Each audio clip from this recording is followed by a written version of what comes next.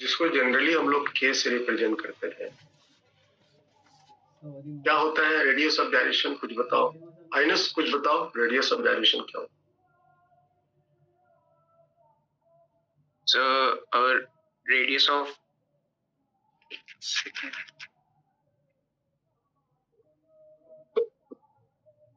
आराम से। so मतलब एक बॉडी का मतलब radius around axis of rotation और एक रेडियल डिस्टेंस एक पॉइंट का जो कि मतलब मोमेंट ऑफ इनर्शिया जैसा सेम होगा और जो एक्चुअल मास डिस्ट्रीब्यूशन है। हाँ बिल्कुल बिल्कुल, जो ऐसा ही है। जैसे कि मान लो कि कोई भी बॉडी है, कोई भी 1 डायमेंशन 2 डायमेंशन 3 डायमेंशन कोई भी एक बॉडी है, इसका अपना कुछ मास है और इस बॉडी की एक एक्सिस ऑफ रोटेशन है, तो कुछ को ये एक्सिस ऑफ रोटेशन है। तो इस एक्सिस ऑफ रोटेशन के अबाउट इसकी कुछ ना कुछ तो मोमेंट ऑफ इनर्शिया होगी, वेदांत होगी ना? Yes sir. इस एक्सिस ऑफ रोटेशन के अबाउट इस बॉडी की कुछ ना कुछ मोमेंट ऑफ इनर्शिया हो। आई रिजिड बॉडी। अब नियम ये है कि अगर हम एक्सिस ऑफ रोटेशन वही रखें, एक्सिस ऑफ रोटेशन हमने वही रखा, सेम एक्सिस ऑफ रोटेशन मैंने कॉपी किया, सेम एक्सिस ऑफ रोटेशन रहे, और ये जो बॉडी है जिसकी मास m है, क्या करना है कि उस बॉडी के मास की जगह एक पार्टिकल मास कंसीडर करो, जिस पार्टिकल की मास एग्जैक्टली बॉडी की ही मास के बराबर हो, और इस पार्टिकल को इस एक्सिस ऑफ रोटेशन से इतनी दूर पे रखो इस पार्टिकल की जो मोमेंट ऑफ इनर्शिया हो वही मोमेंट ऑफ इनर्शिया इस बॉडी की भी हो, about the same axis of rotation as the body was, about the same axis of rotation, body की रिजिड बॉडी की जो मोमेंट ऑफ इनर्शिया है, इस पार्टिकल की सेम मास ऑफ पार्टिकल की जो मोमेंट ऑफ इनर्शिया है, दोनों की अगर सेम हो जाए तो ये जो पर्टिकुलर मास को हमने जो दूरी पे रखा है उसी डिस्टेंस को कहते हैं radius of direction, radius of.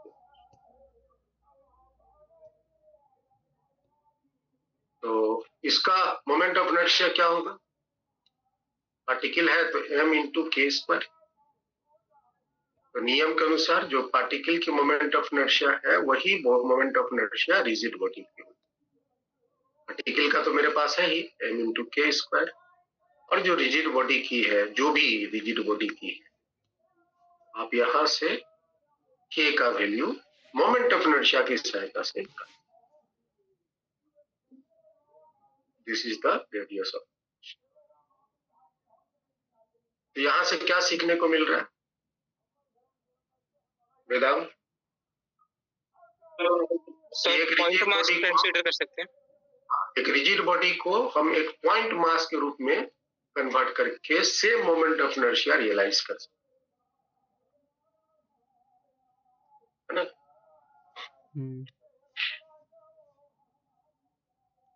Recording in progress.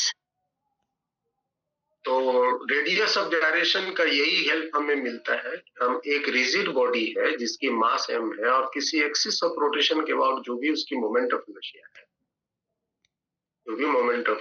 है, अगर हम वही एक्सिस ऑफ रोटेशन ले और इस बॉडी के ये जो बॉडी की शेप साइज उसको हम एग्जैक्टली हम पार्टिकल शेप में कंसीडर करें, इतनी दूरी पर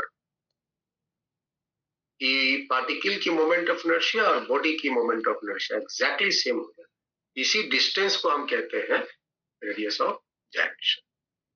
तो रेडियस ऑफ जायरेशन अगर निकालनी है तो ज्यादा कुछ नहीं, उस एक्सिस ऑफ रोटेशन के अबाउट रिजिड बॉडी की मोमेंट ऑफ इनर्शिया निकाल लीजिए और उसमें बॉडी के मास से डिवाइड करो. This will give you the radius of direction. तो आइनस, are you there? Yes, sir. Radius of direction.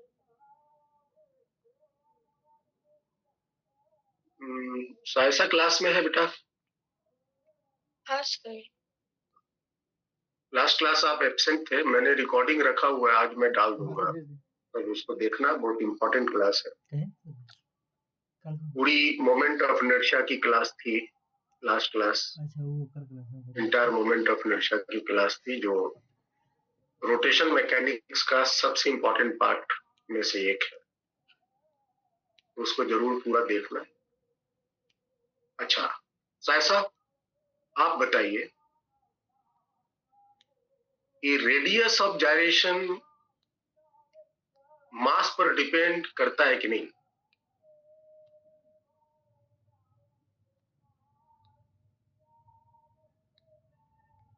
साइसा बताओ बेटा. नहीं करता है. ओके, कैसे? मास तो दिख रहा है. मास को बढ़ाएंगे तो रेडियस ऑफ जायरेशन क्या होगा? बढ़ेगा, घटेगा, क्या होगा?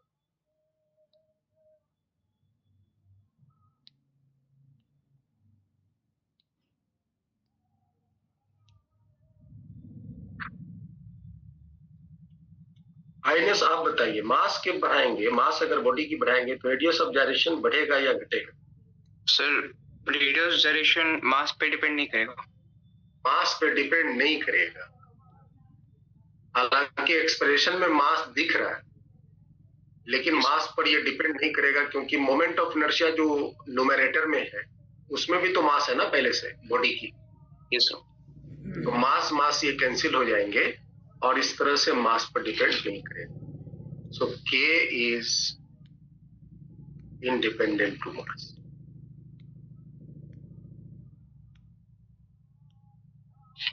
जैसे कि एग्जाम्पल छोटा सा हम अगर लें, ये बताइए, ये आपका एक स्फीयर है, सॉलिड स्फीयर है. सॉलिड स्फीयर है. इस एक्सिस के about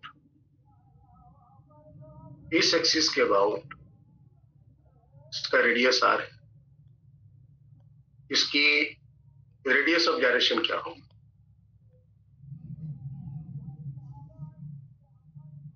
Find the radius of gyration of this solid sphere about this axis of rotation as it is.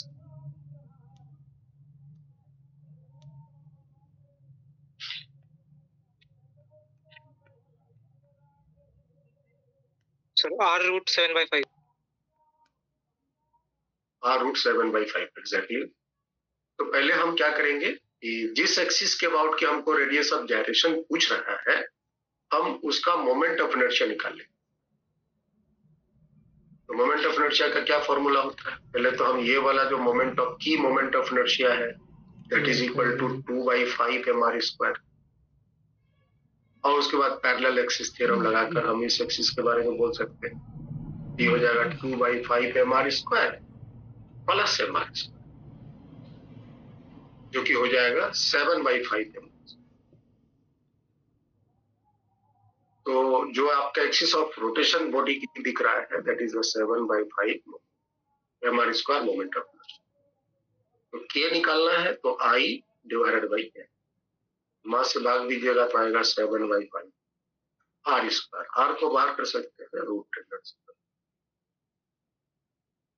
तो this is the answer of this question.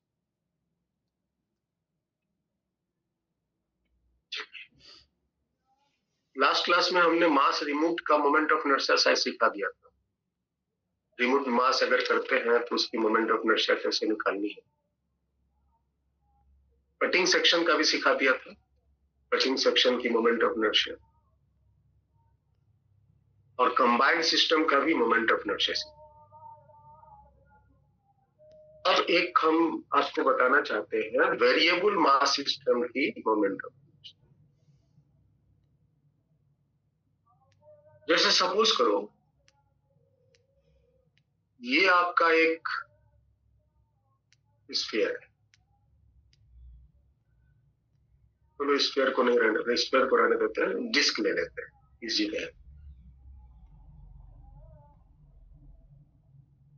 और हम इस part of disc को काट के निकाल लेते हैं. This part of disc has been removed.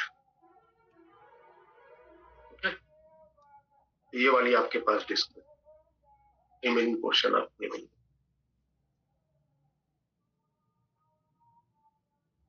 ये वाली बची.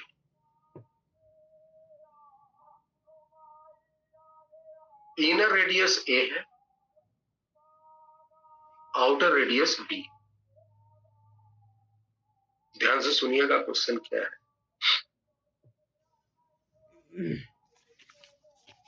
चलो ठीक है. If disk is uniform, find moment of inertia of the remaining disk.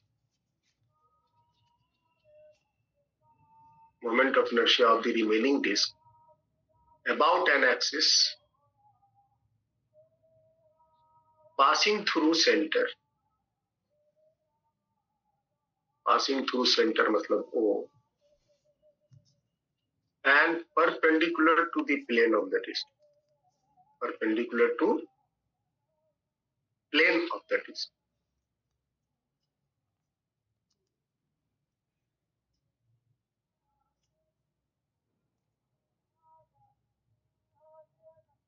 Given है m is the mass of full disk.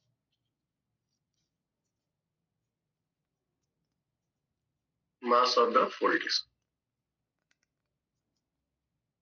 Mass of the full disk मतलब जब ये जो छोटी पार्ट ऑफ डिस्क है वो जब काट के नहीं निकाला गया है उस समय उसकी total mass.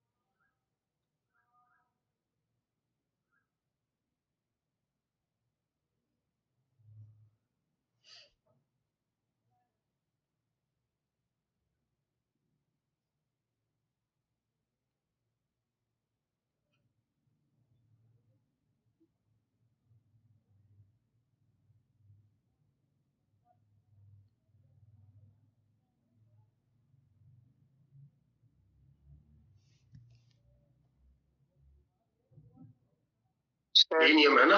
m/2 a plus b की पावर 4 minus a की power 4 divided by a plus b का होल स्क्वायर. हमने लास्ट क्लास में क्या पढ़ा था? लास्ट क्लास में हम इस सूत्र को वापस लगाते हैं और समझते हैं. हमने पढ़ा था कि अगर मान लीजिए कि कोई भी पार्ट मास काट के निकाला जाता है और रिमेनिंग पोर्शन की ही अगर आपको मोमेंट ऑफ इनर्शिया निकालनी है, तो ये ए है, ये बी है, तो आप क्या समझिए कि ये एक फुल डिस्क था जब मास काट के नहीं निकाला गया है. एक बार उसको आप कंसिडर कीजिए. और जो पार्ट काट के निकाले हैं उसको बगल में डाल दीजिए। और इस एक्सिस के अबाउट यही ना एक्सिस ऑफ रोटेशन है, passing through the centre and perpendicular to the. इसके लिए भी वही एक्सिस ऑफ रोटेशन है, passing through the centre and perpendicular. और इसकी मोमेंट ऑफ इनर्शिया निकाल के इसकी मोमेंट ऑफ इनर्शिया से सबट्रैक्ट करें तो आपको इसकी मोमेंट ऑफ इनर्शिया आ जाए। ठीक है, तो इसका मास m है, इसका मास m है, ये फुल डिस्क का मास m है जिसकी रेडियस b। तो इसकी मास क्या होगी, जिसका रेडियस a है, इसका मास क्या हो, स्मॉल m।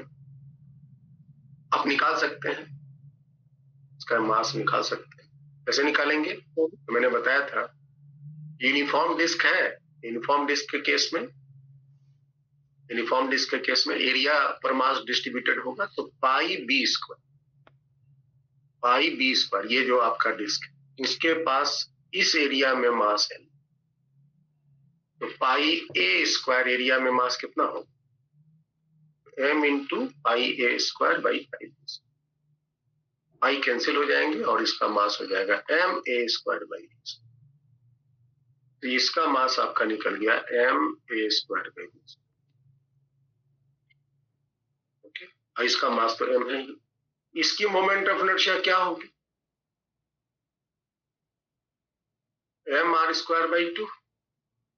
r की जगह यहां पर v हो। और इसकी मोमेंट ऑफ इनर्शिया क्या होगी, small m a square by 2, small m a square by 2। Small m की वैल्यू आपको पता है, कैपिटल M a स्क्वायर, तो यहाँ a टू द पावर 4 हो जाएगा divided by 2 times of b square. ये आपका मोमेंट ऑफ इनर्शिया दूसरे का। इसका जो मोमेंट ऑफ इनर्शिया I होगा वो होगा I1 minus mb square by 2 I1 हुआ, और I2 हो गया m a to the power 4 by 2 times of b square. m by 2 common ले लेते हैं, b to the power 4 minus a to the power 4 divided by b square. ठीक है बेटा, देखो तो यही आया। नहीं सर, मेरा कहाँ गलती है? नहीं आपका सही है सर, मेरा गलत। आपका क्या लाए थे और कैसे लाए आप अटर पटर चीज? सर वो बी जो रेडियस गिवन है सर, हाँ। वो ओ से मतलब वो पूरा रेडियस ही गिवन है, तो मैंने सर बी को उसका थिकनेस मान लिया था, तो वो a प्लस बी रेडियस लेके चल रहा था। अच्छा, आप ये वाले को बी ले लिए थे। ये सर तो आंसर में चेंज है। चलिए, दिस इज द क्वेश्चन। और ये फॉर्मूला जो आपने अभी पढ़ा है moment of inertia m b square by 2, या ये सिर्फ यूनिफॉर्म डिस्क के लिए हम लोग जितने भी मोमेंट ऑफ इनर्शिया पढ़े हैं, याद रखना जितने भी हमने फॉर्मूला आपको दिया है मोमेंट ऑफ इनर्शिया का, uniform rod, uniform ring, uniform disc, सारे बॉडी जो है uniform lamina, uniform solid sphere, ये सब यूनिफॉर्म थे। अगर कभी बॉडी आपको नॉन यूनिफॉर्म मिले, कभी आपको अगर कोई भी बॉडी नॉन यूनिफॉर्म मिले, तो उस केस में आपके पास एक ही हथियार है, use the process of differentiation and integration. जैसे कि एग्जांपल है, चलो हम यही सेम एग्जांपल लेते हैं।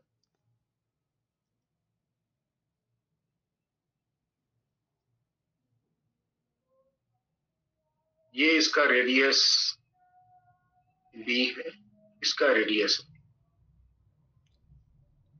और यहां पे आपके मासेस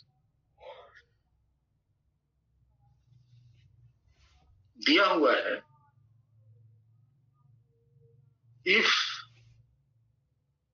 मास पर यूनिट एरिया, मास पर यूनिट एरिया, इसको बोलते हैं surface mass density. surface mass density. Mass per unit area of the disk varies as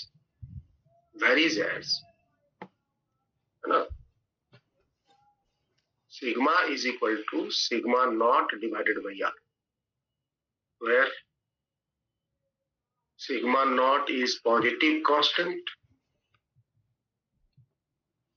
sigma naught is positive constant, ये एक positive constant है, and r is the radial distance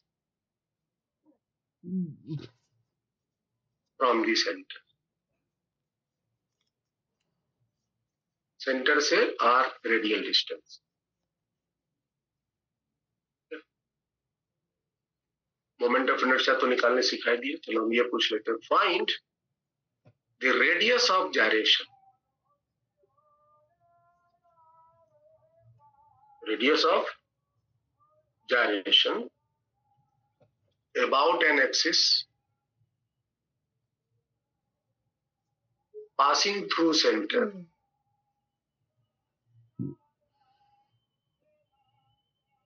and perpendicular to plane of this.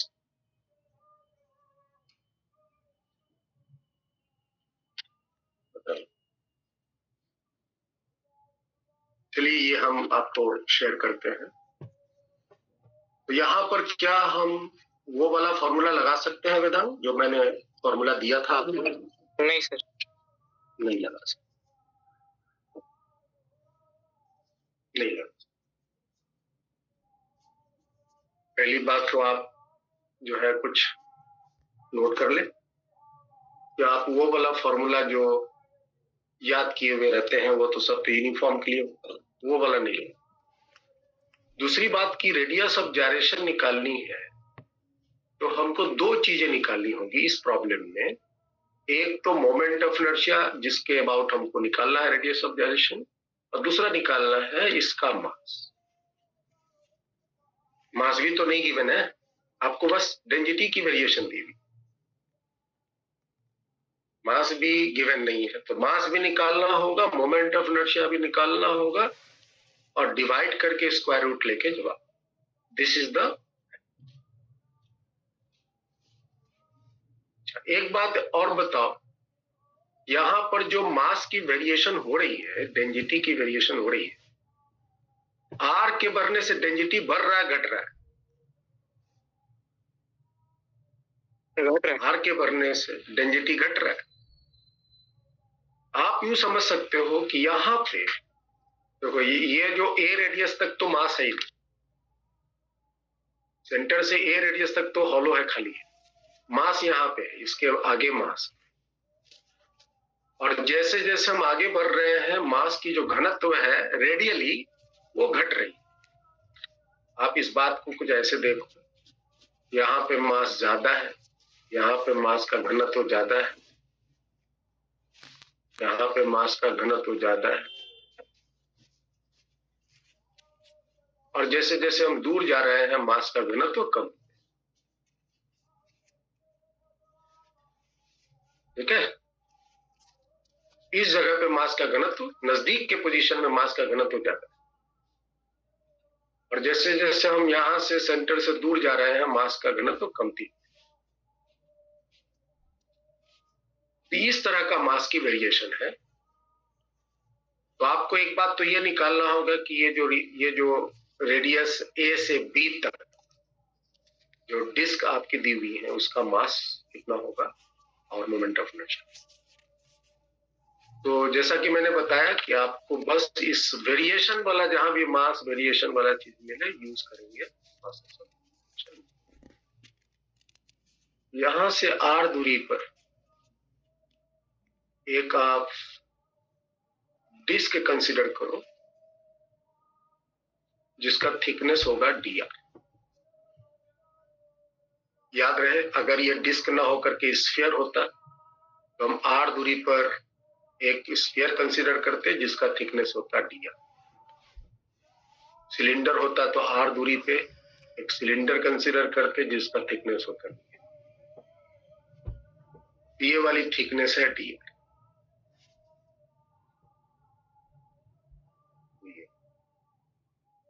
बताइए इसका मास, इसका area क्या हो? अब disc है तो एरिया की बात करेंगे जिसको डीए बोलेंगे। सिलेंडर होता तो हम उसका वॉल्यूम निकालते, स्फीयर होता तो हम उसका डीवी मतलब वॉल्यूम निकालते। ये चूंकि डिस्क है तो हम एरिया की बात करेंगे। अगर डिस्क ना होकर के, इसी सवाल में डिस्क ना होकर के अगर ये स्फीयर होता तो हम एरिया की जगह वॉल्यूम निकालते, या सिलेंडर होता तो हम वॉल्यूम निकालते। चलो बताओ इसका एरिया क्या होगा? ये जो शेडेड पोर्शन, रेड कलर से जो शेडेड पोर्शन किए हैं, इसका कोई बच्चा एरिया बोला? RDR। जी RDR। RTR कैसे? 2 pi R into DR। 2 pi are into D.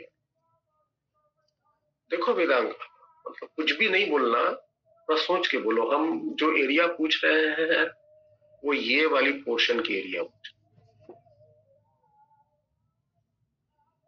ठीक है? तो ये तो सर्कुलर हो गया ना,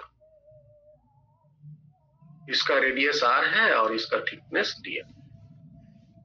अच्छा, अगर हम ध्यान से सुनो और समझो, अगर हम इसको यहां से काट दें, यहां से इसको काट दें, यहां से इसको कट कर दें और कट करके इसको फैला दें, इसको अगर हम कट करके फैला दें तो बताओ तो कितनी लेंथ की हो जाएगा ये?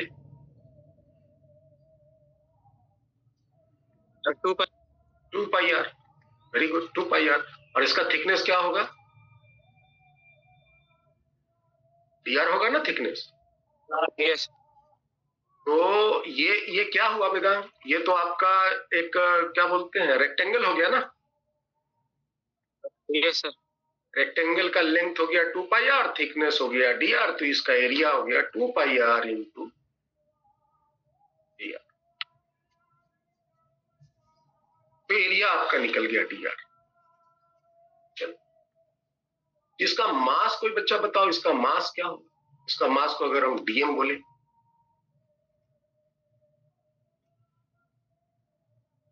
तो मास को निकालने के लिए क्या करते हैं? रो, हाँ सिग्मा, जो सिग्मा है ना, mass per unit area. Per unit area का मतलब इकाई एरिया में मास है सिग्मा। इकाई एरिया मतलब यूनिट एरिया में मास अगर है सिग्मा, तो डीए एरिया में मास क्या हो? Sigma into D. Sigma into D, ये मास हो। तो सारी चीजें मेरी तैयार हो गई। आप इस चीजों को, इसकी तैयारी आप जितनी चाहो फास्ट कर लो, फटाफट कर लो, और उसके बाद की कहानी सुनो। हम पहले मास निकालने के लिए फोकस करते हैं। तो मास अगर उसका निकालना है तो हम क्या करेंगे? डीएम जो निकालने उसको इंटीग्रेट करें। कहां से कहां तक? ए से लेकर बी तक। डीएम की वैल्यू क्या है? तो सिग्मा की वैल्यू आपको दिया हुआ है, sigma not by R into D है। DA is what? 2 pi R D R. तो आर आर यहां से कैंसिल हो, तो सिग्मा 2 पाई बाहर होगा, सिग्मा नॉट 2 पाई बाहर होगा। डी आर का इंटीग्रेशन आर होगा, एक बार ऊपर वाला लिमिट माइनस एक बार। ये हो गया मास, ये हो गया उसके मास। ये जो आपको डिस्क दिया हुआ था ओरिजिनल में, है ना, उसका जो टोटल मास होगा वो इतना ही। अब इसका मोमेंट ऑफ इनर्शिया निकाल। मोमेंट ऑफ इनर्शिया निकालने के लिए क्या सीखे थे? Integration DM into R square. तो डीएम का वैल्यू तो आपको पता है, डीएम है सिग्मा इंटू डीए। सिग्मा का वैल्यू पता है, sigma not by R into DA. DA का वैल्यू आपका हुआ 2 pi are into D R, 2 pi are into D R into R square. और ये आपका होगा ए से लेकर, ठीक है? तो ये आर कैंसिल हो गए। यहां से 2 पाई सिग्मा नॉट बाहर हो जाएंगे, 2 पाई सिग्मा नॉट बाहर हो जाएंगे। आर स्क्वायर डी आर का इंटीग्रेशन आर क्यूब बाई 3, तो बी क्यूब माइनस ए क्यूब ये आपका, तो आई के मान आ गए, मास के मान, आई के मान आ गए, मास के मान। अगर सिर्फ मोमेंट ऑफ इनर्शिया पूछता तो हम इतना ही आंसर कर देते, लेकिन हमसे चूंकि रेडियस ऑफ जायरेशन पूछ रहा है, तो हम रेडियस ऑफ जायरेशन को जवाब देंगे root under I by m. तो आई का मान से एम का मान भाग दे दीजिए, हमें क्या लगता है क्या मिलेगा, b q minus a q divided by 3 times b. ठीक है वेदांत, देखो तो कैलकुलेशन में कहीं गलती तो नहीं है।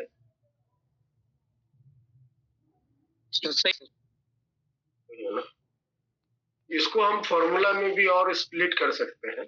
आइडेंटिटी का फॉर्मूला 10वां क्लास में पढ़े थे, A cube minus B cube, A minus B into A square plus A B plus B square divided by 3 times B minus A.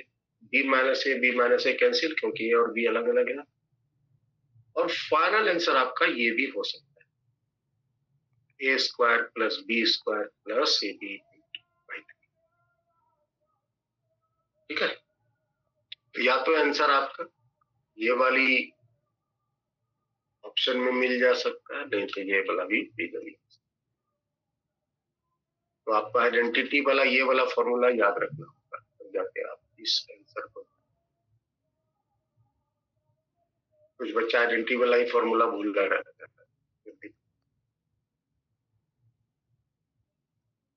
Ready, समझ आया?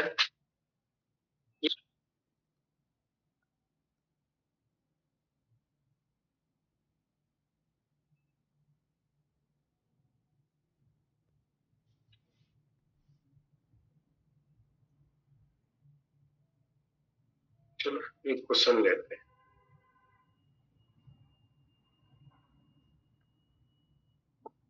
ध्यान से क्वेश्चन को समझना, ये ऑब्जेक्टिव टाइप क्वेश्चन हम दे रहे हैं।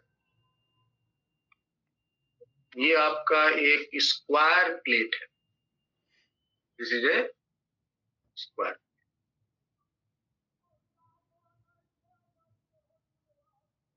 साइड है, मास है, यूनिफॉर्म प्लेट, यूनिफॉर्म प्लेट है और डिफरेंट डिफरेंट इसके एक्सिस ऑफ रोटेशन। एक ये एक्सिस ऑफ रोटेशन है पासिंग थ्रू द सेंटर, एक ये एक्सिस ऑफ रोटेशन है पासिंग थ्रू द सेंटर, एक ये axis of rotation as a diameter, as a diagonal, एक ये axis of rotation as a diagonal,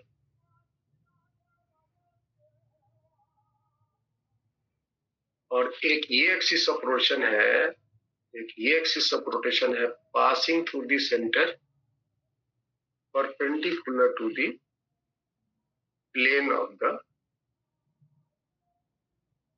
plate. दो डायगोनल के हो गए, एक हॉरिजॉन्टल एक परपेंडिकुलर टू लेंथ हो गए, है ना। एक क्या बोलते हैं, ब्रेथ के परपेंडिकुलर हो गए, एक लेंथ के परपेंडिकुलर हो गए, दो वो डायगोनल हो गए और एक passing through the centre. Total कितने हो गए डायगोनल, टोटल कितने एक्सिस ऑफ रोटेशन हुए भाई? 5। इस एक्सिस के अबाउट मोमेंट ऑफ इनर्शिया है I1, इस एक्सिस के अबाउट की मोमेंट ऑफ इनर्शिया है I2, इस एक्सिस के अबाउट मोमेंट ऑफ इनर्शिया है I3, इस एक्सिस के अबाउट की मोमेंट ऑफ इनर्शिया I4, और ये वाली एक्सिस जो है passing through the centre and perpendicular to the plane, इसकी मोमेंट ऑफ इनर्शिया है I5। याद रखिए ये जो एक्सिस है I5 वाला, वो passing through the centre and perpendicular to the plane of the lamina है। Choose the correct option.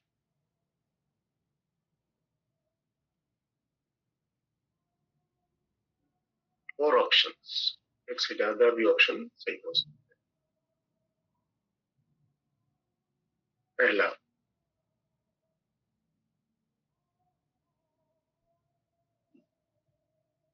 I1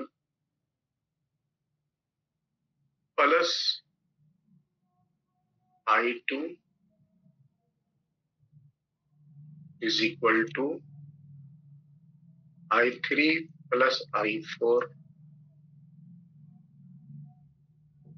is equal to I5।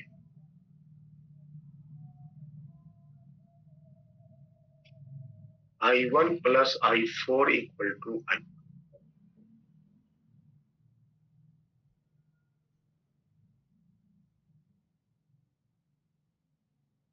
I3 plus I2 is equal to 2 times of I1।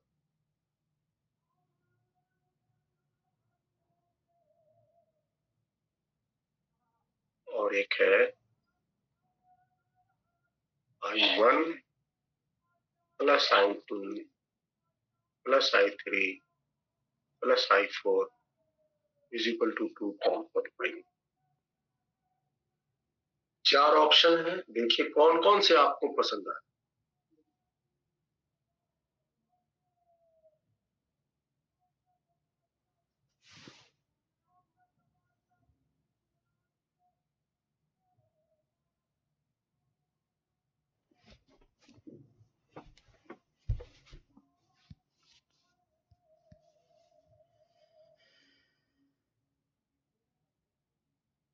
Sir A B D. 4 A B D. A B D।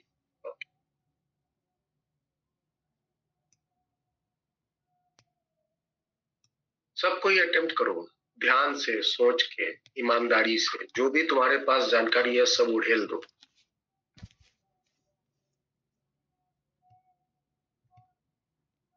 Rakesh एकदम छिपा छिपा पढ़ रहा है।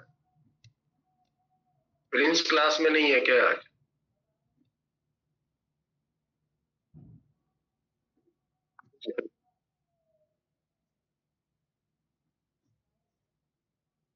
मोहित कुमार कुछ जवाब देंगे? आइनेस आप कुछ बताइए, आंसर सजेस्ट कीजिए कुछ। सर एक बी ऑप्शन और सी ऑप्शन अभी, और ए का मैं निकाल रहा था। निकाल।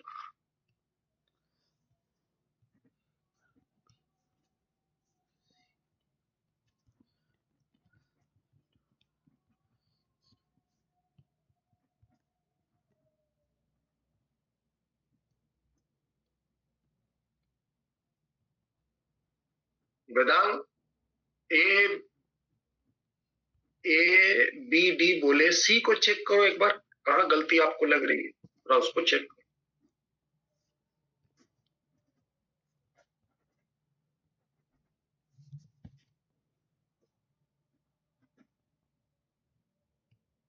आराम से, घबराते बिना घबराए।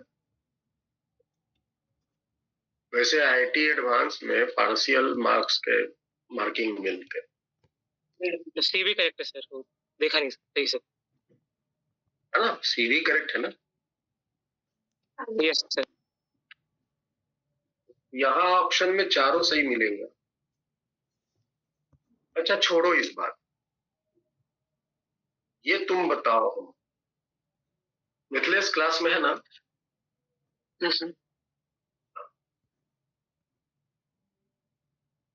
कुछ याद हो तो बताइएगा। ये आपकी एक प्लेट मान लेते हैं और इसकी जो साइड स्क्वायर है, तो चूंकि साइड मान लेते हैं एल है, ये भी एल ही है, बीएल है, बीएल है। अच्छा, अब आप इस एक्सिस के अबाउट मोमेंट ऑफ इनर्शिया क्या बोलेंगे? अगर हम आपसे इस एक्सिस के अबाउट तो बोलेंगे एम एल स्क्वायर बाई 12, क्योंकि ये यूनिफॉर्म प्लेट मैंने बोला हुआ है। इस एक्सिस के अबाउट की मोमेंट ऑफ इनर्शिया क्या बोले?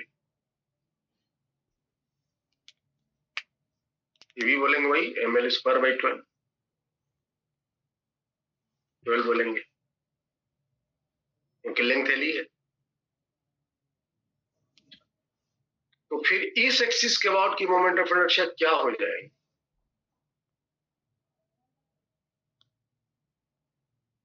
तो परपेंडिकुलर एक्सिस पर हम लगा आई एक्स प्लस आई वाई, आई एक्स हो गया I2 और आई वाई हो गया I1, I2 plus I1 is equal to ml square by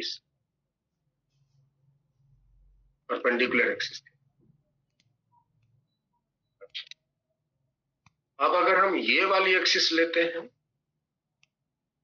तो देखो मास डिस्ट्रीब्यूशन दो ट्रायंगल बना दिया, और एक ये वाले एक्सिस लेते हैं, इसके अबाउट भी मास डिस्ट्रीब्यूशन सेम ट्रायंगल बना दो ठो। तो जितनी मोमेंट ऑफ इनर्शिया यहां होंगी एग्जैक्टली क्या वही मोमेंट ऑफ इनर्शिया यहां भी होगा। क्या सिखाए थे? अगर मास डिस्ट्रीब्यूशन सेम होते हैं तो मोमेंट ऑफ इनर्शिया सेम। तो अगर यहाँ आई है, पी भी आई ही होगा, दोनों की आई हो। और देखो तो क्या ये दोनों आई आपस में एक दूसरे के परपेंडिकुलर है? परपेंडिकुलर है। तो आई प्लस आई, ये जो आई है और ये जो आई है, दोनों का सम फिर क्या I5 के बराबर होगा? हाँ सर। Yes sir. तो फिर I बराबर क्या होगा? I5/2। I5/2। तो I5 तो आपका ml स्क्वायर बाई 6 है, ml स्क्वायर बाई 6 है। तो I का मान बाई 2 कर देंगे तो फिर ये हो जाएगा ml स्क्वायर बाई 12, और ये था आपका I4, और ये आपका था I3 जिसका मान फिर वही होगा ml स्क्वायर बाई 12। तो देखो मैं सारे एक्सिस के अबाउट आपके सामने मोमेंट ऑफ इनर्शिया को प्रकट कर दिया, सबकी मैंने मोमेंट ऑफ इनर्शिया निकाल के रखी। अब आप चेक कीजिए आपके ऑप्शंस। देखो I1 और I2 को सम करेंगे और I3 और I4 को सम करेंगे तो क्या वो सम I5 के बराबर आ रहा है? हाँ सर। ये सही है। I1 और I4 को सम करो, देखो क्या वो I5 के बराबर आ रहा है? ये सर आ रहा है। I2 और I3 को भी सम करो तो क्या देखो ये 2 टाइम्स ऑफ I1 के बराबर आ रहा है। Yes sir. और यहाँ चारों को ऐड करो तो देखो 2 टाइम्स ऑफ I5 आ रहा है। ये भी आ रहा है, ये भी आ रहा है। ठीक है, तो ये आपके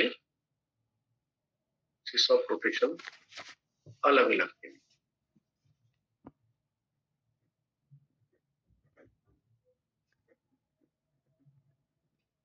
मोमेंट ऑफ इनर्शिया के काफी क्वेश्चंस हैं डिवाइस में, मैं उसको दूंगा।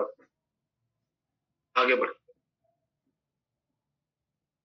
स्टार्ट करते हैं angular momentum. Moment of topic ही लिखते हैं main, angular momentum.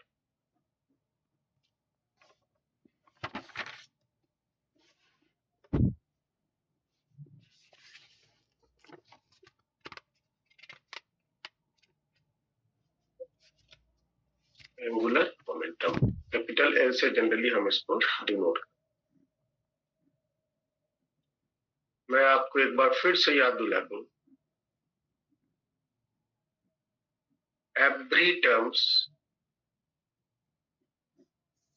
associated with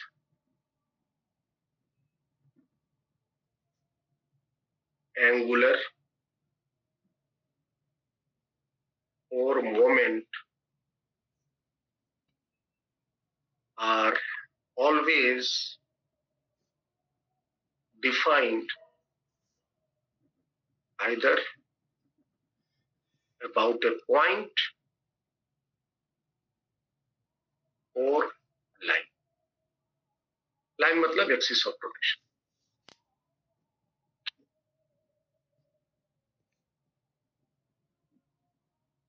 मतलब कहने का कि जितने भी टर्म्स के पहले या टर्म्स जो एंगुलर वर्ड से एसोसिएटेड है या मोमेंट से एसोसिएटेड है, वह सभी के सभी हमेशा डिफाइंड होंगे या तो किसी पॉइंट के अबाउट या किसी लाइन के अबाउट।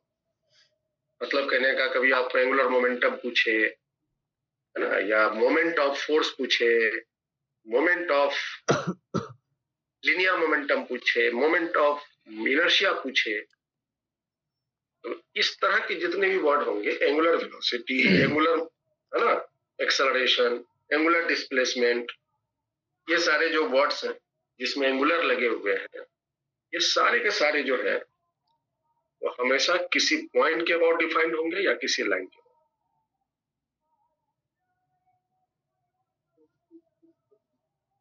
क्योंकि ये सब घूमने वाले हैं, ये सब नाचने वाले हैं।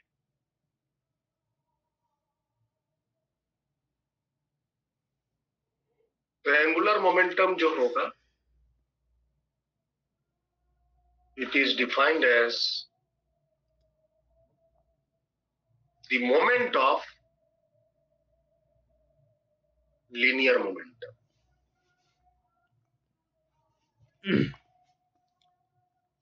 ये काफी इंपॉर्टेंट टर्म है।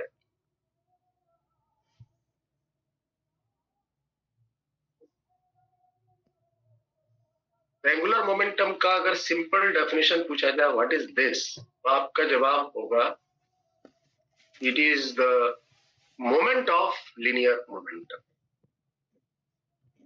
And is always defined either about a point or a line. Right? या तो किसी पॉइंट के अबाउट ये निकलेगा, नहीं तो किसी लाइन के अबाउट ये निकलेगा।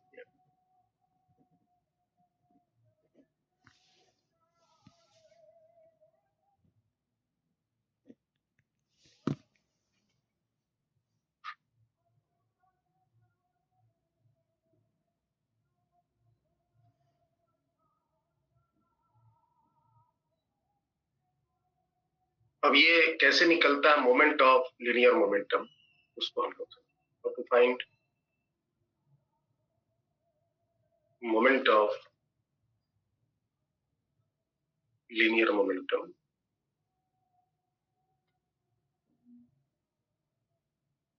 जिसको एंगुलर मोमेंटम कहते हैं।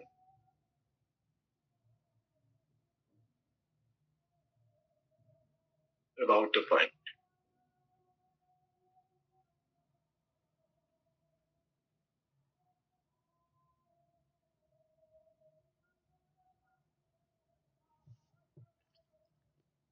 तो ये बेसिकली डिपेंड करता है कि बॉडी का मोशन कैसा है।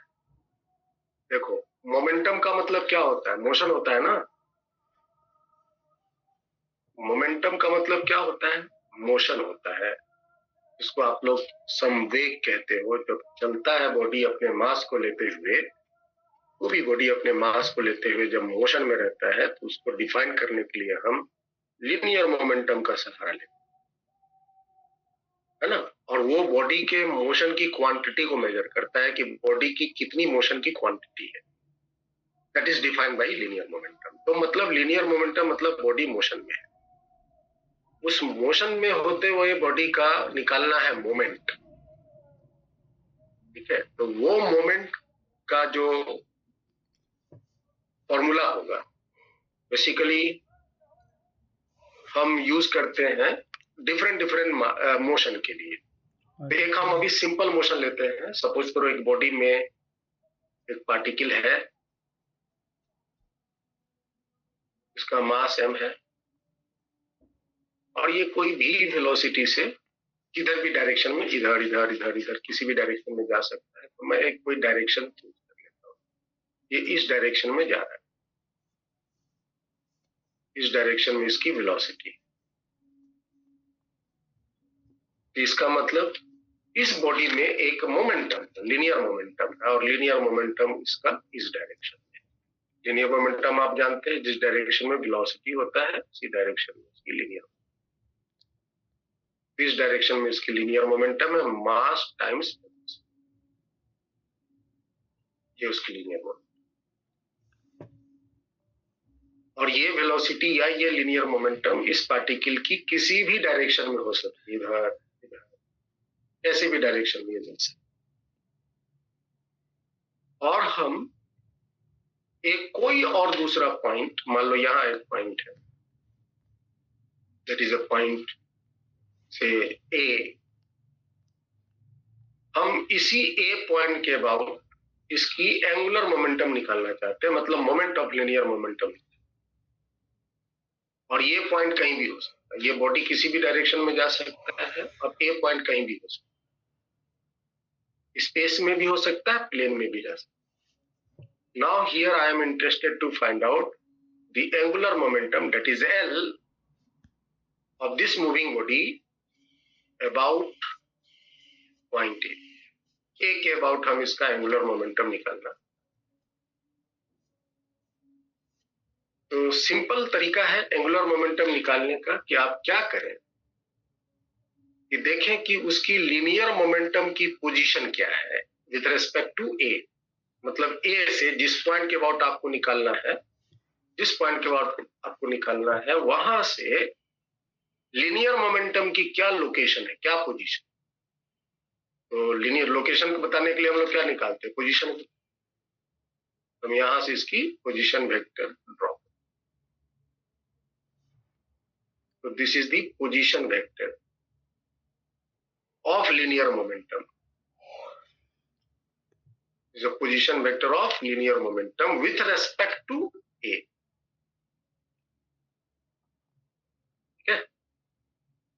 और फिर ये पोजीशन वेक्टर अगर आप पता कर लिए, उस पोजीशन वेक्टर को हम लीनियर मोमेंटम के साथ क्रॉस कर देंगे तो मेरा मोमेंट निकल जाता है, लीनियर मोमेंटम का मोमेंट निकल जाता है। तो R cross, it is R cross. जो भी पोजीशन आएगा उस पोजीशन वेक्टर को उस मोमेंटम से अगर हम क्रॉस कर देंगे तो आपको निकल जाएगा उस लीनियर मोमेंटम का मोमेंट। मोमेंट निकालने के लिए हम पोजीशन वेक्टर से क्रॉस प्रोडक्ट।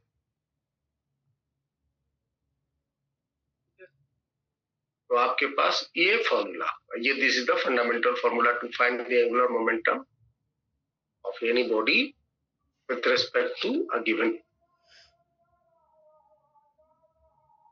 ये आपका मेन पॉइंट।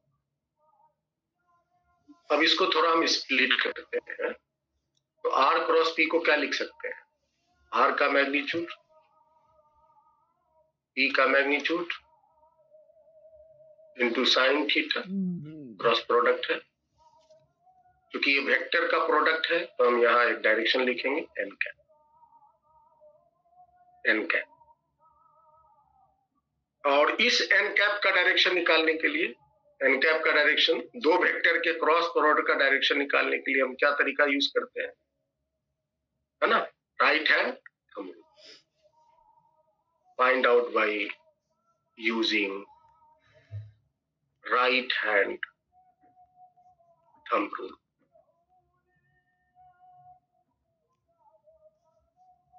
वेक्टर में सिखाया था कि पहला वेक्टर जो R है उसकी तरफ फिंगर को रखो, राइट हैंड का फिंगर को रखो, R की तरफ फिंगर इस तरह रखो कि P जो दूसरा वेक्टर P है उसकी तरफ हथेली का फेस हो, रख करके अपना फिंगर को घुमा दो। जो थंब का डायरेक्शन आएगा that will give the direction of cross. आप अगर ये फिगर को अपने कॉपी में ड्रॉ कर लिए हैं तो आप अपना हाथ को सेट करो और बताओ हमको इसकी डायरेक्शन किधर आई है, थंब की डायरेक्शन किधर आई है। inside the paper। आइनेस किधर आया बेटा? Sir inward direction. Inward direction. अच्छा, फिंगर कैसे मतलब कि रोटेट किया? फिंगर्स को R क्रॉस वेक्टर पे, R वेक्टर पे रखा इस डायरेक्शन पे कि P की तरफ उसका फेस हो पाम का, और फिर थंब कॉपी पे जा रहा था तो इनवर्ड। हाँ ठीक है। नहीं, मैं आपसे पूछ रहा था कि जो आपकी जो फिंगर रोटेट करा वो कैसे रोटेट करा, क्लॉकवाइज या anti clockwise? Clockwise rotate. Yes sir. अब देखो ध्यान से, हम इसकी डायरेक्शन क्लॉकवाइज डायरेक्ट भी बता सकते हैं। वो कैसे, तो ध्यान से सुनो। बिना हाथ रखे भी आप बस ऑब्जर्व करके, सिचुएशन को जस्ट ऑब्जर्व करके इसका डायरेक्शन बोल सकते हो। आप ऐसा समझो कि जो ये पॉइंट ए है जिसके अबाउट आपने एंगुलर मोमेंटम निकाला है, वो पॉइंट सपोज करो फिक्स्ड है। ये पॉइंट आपका फिक्स्ड है ना, यहां से ये आर निकल नहीं सकता बाहर। हाँ, ये जो आपका और ये जो आर है, ये समझ लो एक प्रकार का रॉड है। ये रॉड है, प्रकार का डंडा टाइप का रॉड है, जिस रॉड का एक एंड जो है यहाँ पे गड़ा हुआ है। ये रॉड ऐसे या ऐसे रोटेट कर सकता है, लेकिन यहाँ से कवर नहीं सकता, यहाँ से उखड़ नहीं सकता। ये रॉड ऐसे या ऐसे रोटेट कर सकता है, लेकिन यहाँ से उखड़ नहीं सकता। ये अपने आप थोड़ा सा इमेजिन कर लो। अब जरा बताओ कि अगर इस रॉड का ये वाली एंड फिक्स है और इसके दूसरे एंड को हम आगे की तरफ खींच रहे हैं या चला रहे हैं, ये रॉड कैसे कैसे बेंड करेगा? ऐसे ना बेंड करेगा, क्लॉकवाइज, ऐसे ही मुड़ेगा। तो आपका डायरेक्शन इसका हो गया क्लॉक, ठीक है। और क्लॉकवाइज की तरफ फिंगर घुमा तो देख लो थंब किधर आया हुआ, डायरेक्शन दे दे। अदरवाइज नहीं तो हम क्लॉक एंटी क्लॉक से भी इसका डायरेक्शन लेकर काम चला लेते हैं, ठीक है। अगर हमें एंगुलर मोमेंटम को वेक्टर फॉर्म में रिप्रेजेंट करना है, जैसे आई जे के फॉर्म में अगर रिप्रेजेंट करना है एंगुलर मोमेंटम को, तो फिर थंब का सहारा लेना पड़ेगा। अंदर गया तो माइनस के, बाहर आया तो प्लस के, ऊपर गया तो प्लस जे, नीचे गया तो माइनस जे, इस तरह। और अगर नॉर्मल कंडीशन है, ज्यादा लटर पटर स्थिति नहीं है, हम क्लॉक या एंटी क्लॉक से भी इसका हम काम चला। चलो, तो अभी जो आपके सामने स्थिति है उसके अनुसार इसका डायरेक्शन आएगा क्लॉक। आप राइट हैंड से भी निकाल सकते हो, या नहीं तो इस एंड को फिक्स मान के रॉड को कंसीडर करते हुए आप इसको क्लॉकवाइज ऑब्जर्व भी करो। इसका तीसरा, अच्छा, ये जो दूसरा फॉर्मूला लिखे हैं उसमें जो ये थीटा है, वो थीटा क्या ये वाला है? नहीं सर, ये थीटा नहीं है। ये जो थीटा है वो क्या है? बट इस यहाँ पर जो थीटा है वो क्या है? टेल टू टेल कनेक्ट करना पड़ेगा। हाँ, ये है angle between position vector and linear momentum vector. वो ये वाला है, ये वाला थीटा नहीं है, रॉन्ग। थीटा नहीं है वो। थीटा फिर कहाँ है? वो थीटा यहाँ है। हम आगे बढ़ाएंगे, ये वाली थीटा आपके। तो ये तो बेसिक फॉर्मूला हुआ, फंडामेंटल फॉर्मूला। इससे मेरा ये आ गया। तो दूसरा फॉर्मूला हम यूज करेंगे जब हमको आर वेक्टर का मैग्नीट्यूड, पी वेक्टर का मैग्नीट्यूड और दोनों के बीच का एंगल दिया हुआ है, तो हम ये यूज करेंगे। वेक्टर फॉर्म में अगर आर और पी मालूम है तो हम पहला वाला फॉर्मूला यूज। अब आ जाइए तीसरा, जो सबसे पावरफुल हम यूज करते हैं फॉर्मूला। ये जो लीनियर मोमेंटम तुम देख रहे हो उसको आप एक्सटेंड करो आगे पीछे, उसको तुम आगे पीछे एक्सटेंड करो। इस एक्सटेंशन लाइन को बोलते हैं line of motion. Line of motion. और जिस पॉइंट के अबाउट आपने एंगुलर मोमेंटम निकालना है, वहां से लाइन ऑफ मोशन पे एक perpendicular draw perpendicular on line of motion from the point about which the angular momentum is required. और ये आपकी जो डिस्टेंस आई, उस हाइट को मेजर करता है। Is the perpendicular distance. It is called perpendicular distance of line of motion. अब बताओ, ये अगर थीटा है तो ये भी थीटा होगा, तो एच कितना होगा? एच हो जाएगा आर का मैग्नीट्यूड इंटू साइन थीटा, होगा ना? राइट एंगल ट्रायंगल है। तो आर का मैग्नीट्यूड साइन थीटा की जगह हम एच प्लेस कर सकते हैं, आर का मैग्नीट्यूड और साइन थीटा की जगह हम एच प्लेस कर सकते हैं। ये हो जाएगा ई का मैग्नीट्यूड इंटू एच, और एन वेक्टर एन कैप तो रहेगा ही डायरेक्शन, ठीक है, जिसको हम बोलचाल की भाषा में याद रखते हैं एंगुलर मोमेंटम निकालने के लिए linear momentum into perpendicular distance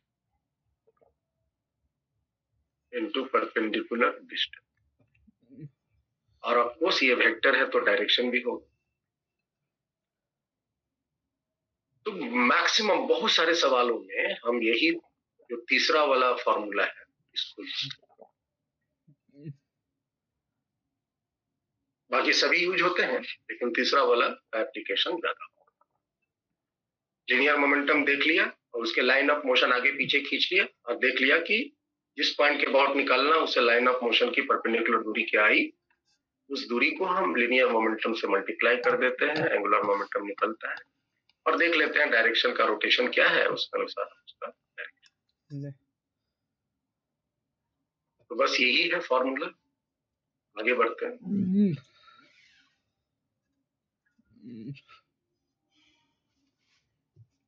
एक छोटा सा नोट, तो मान लो कि ये आपकी लीनियर मोमेंटम हुई, इसका लाइन ऑफ मोशन ये हुआ, तो अगर हम इसका इस पॉइंट के अबाउट एंगुलर मोमेंटम निकालना चाहें जो लाइन ऑफ मोशन पर ही लाई कर रहा है, तो एंगुलर मोमेंटम अबाउट ए क्या होगा बताओ? 0। या हम अगर इस पॉइंट के अबाउट निकालना चाहें, या हम इस पॉइंट के अबाउट निकालना चाहें, वो सारे पॉइंट के अबाउट एंगुलर मोमेंटम 0 होंगे। About A, about B, about C, ये सब 0 होंगे। और यहां पर A, B, C lie on line of motion.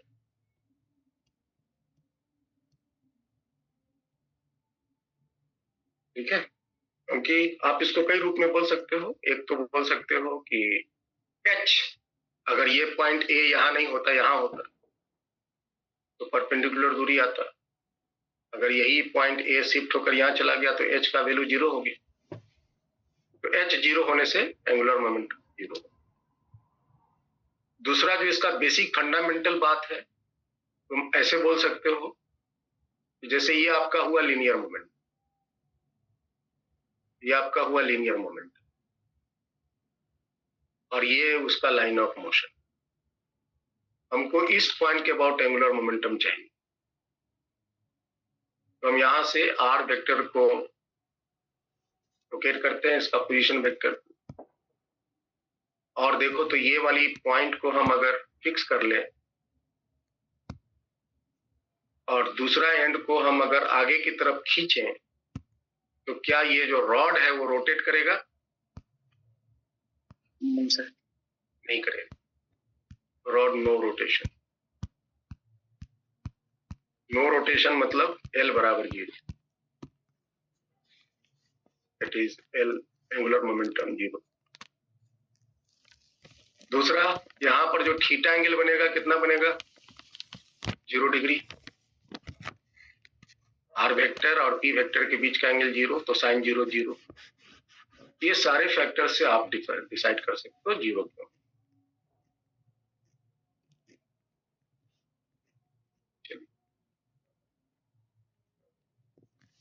अब कैलकुलेशन ऑफ एंगुलर मोमेंटम।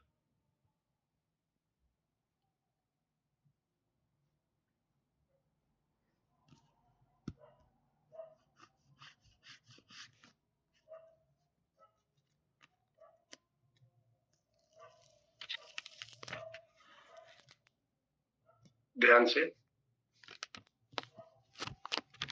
और ए ट्रांसलेटिंग पार्टिकल,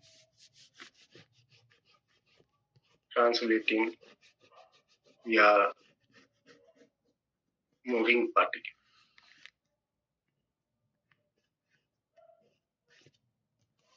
कोई भी पार्टिकल अगर मूव कर रहा है, चाहे वो पार्टिकल का मोशन कैसा भी हो, पार्टिकल का मोशन कैसा भी हो, मूविंग पार्टिकल आइदर पैराबोला या सर्कुलर, कोई भी मोशन में वो पार्टिकल मूव कर रहा हो, या स्ट्रेट लाइन ट्रांसलेशन में मूव कर रहा हो, सब केस में आप यूज करेंगे L is equal to R cross P या R P साइन थीटा या P का मैग्नीट्यूड इंटू H, ये यूज करेंगे। ठीक है,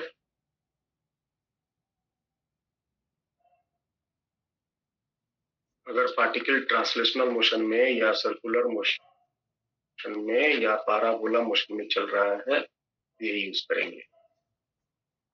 जैसे कि मान लो एक पार्टिकल को जिसका मास m है, हम v वेलोसिटी से थीटा एंगल बनाते हुए फेंक दिए,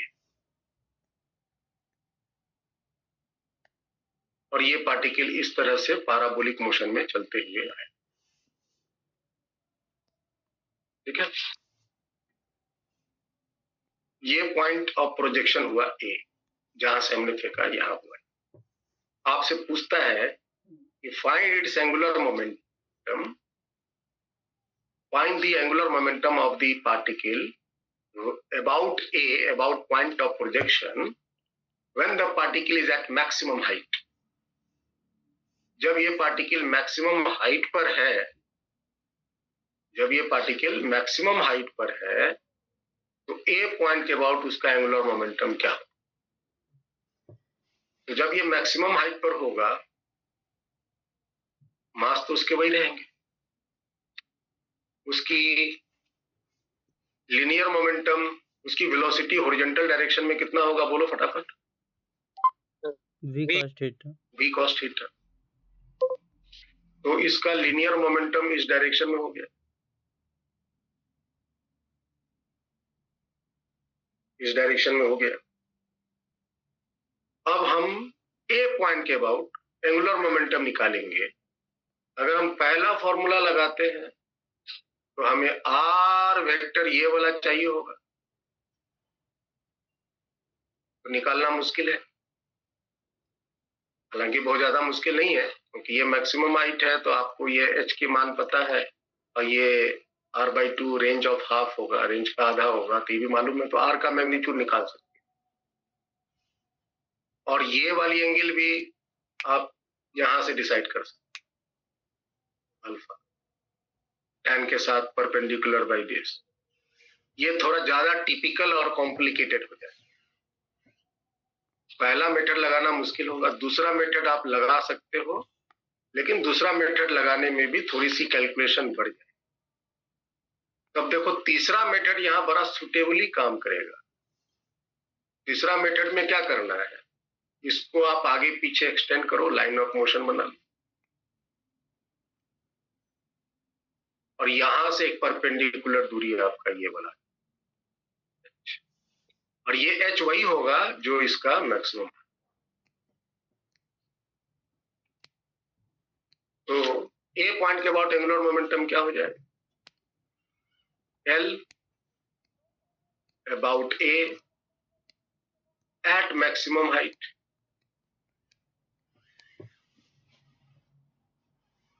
ये हो जाएगा आपका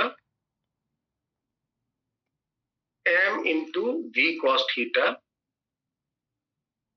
ये हो गया linear momentum into perpendicular distance is h, h is the maximum. अब बताइए आप लोग को मैक्सिमम हाइट का फॉर्मूला याद है कि नहीं, याद है सर। बोलो। u² sin² θ/2g। तो एंगुलर मोमेंटम निकल गया, m into we Q sine square theta cos theta divided by 2। ठीक है, तो कभी पहला फॉर्मूला एप्लीकेशन में आएगा, लगाने में दिक्कत होगी तो दूसरा हिट करना, दूसरा में दिक्कत होगी तो तीसरा लगाना, ये तीनों में से कोई ना कोई एक लगेंगे और आपके आंसर है करेक्ट। तो ये अगर पार्टिकल मूव कर रहा है तो आप यहाँ यूज कर सकते, आगे बढ़िए।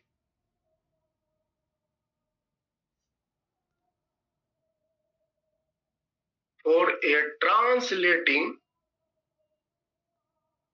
रिजिड बॉडी, एक रिजिड बॉडी है जो ट्रांसलेट कर रहा है, जैसे एक स्फीयर है, एक सिलेंडर है, क्यूब है, क्यूबॉइड है, वो ट्रांसलेट कर रहा है। ट्रांसलेशनल मोशन याद है? ट्रांसलेशनल मोशन याद है? तो रोलिंग वाला। हाँ हाँ, ट्रांसलेशनल मोशन बताया था ना।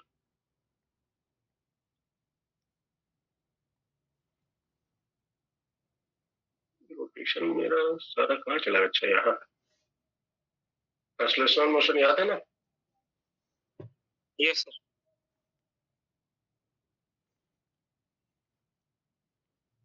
ये वाली जिसके हर एक पार्टिकल जो है स्ट्रेट लाइन मोशन में चलते हैं, this is a rigid body in translational motion. अगर ऐसा कोई बॉडी हो जो प्योर ट्रांसलेशनल मोशन में चल रहा हो और उस केस में हमें किसी भी पॉइंट के अबाउट एंगुलर मोमेंटम निकालना हो, ट्रांसलेशनल मोशन में कोई भी हो सकते हैं, याद रहे। एक मान लो ये डिस्क है, वो ट्रांसलेट कर रहा है, इसके हर एक पार्टिकल स्ट्रेट लाइन में चल रहा है, ट्रांसलेशनल मोशन। एक क्यूब है, क्यूबॉइड है ना, ये ट्रांसलेशनल मोशन में चल रहा है, इसके हर एक पार्ट स्ट्रेट लाइन में चल रहा है, every particle of its motion translational motion में चल रहा है। तो इसकी एंगुलर मोमेंटम अगर किसी भी पॉइंट के बाद, वो पॉइंट कहीं भी हो सकता है, यहाँ हो सकता है, यहाँ हो सकता है, यहाँ हो सकता है, बॉडी के अंदर हो सकता है, बॉडी के ऊपर हो सकता है, बाहर हो सकता है, किसी भी पॉइंट के बाद एंगुलर मोमेंटम निकालना है तो इसके नियम क्या है, स्टेप्स क्या है? Convert rigid body as particle of same mass and at its center of mass। Rigid body को एक पार्टिकल बना लो, रिजिड बॉडी को एक पार्टिकल बना लो जिस पार्टिकल का मास वही होगा जो सेम बॉडी रिजिड बॉडी का है, और उसको पार्टिकल बना के कहाँ रखो? सेंटर ऑफ मास पर। और फिर उसके बाद find angular momentum of particle about a given point.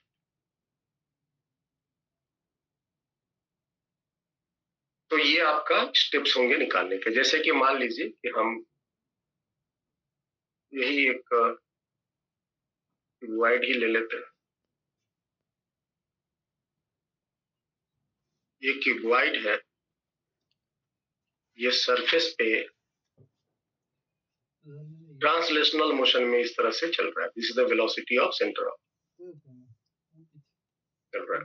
अभी पानी इसकी साइड ये है ना, क्यूब है ये, तो साइड सबका ये हुआ। क्यूबॉइड होता तो लेंथ ब्रेथ हाइट अलग अलग हो जाता।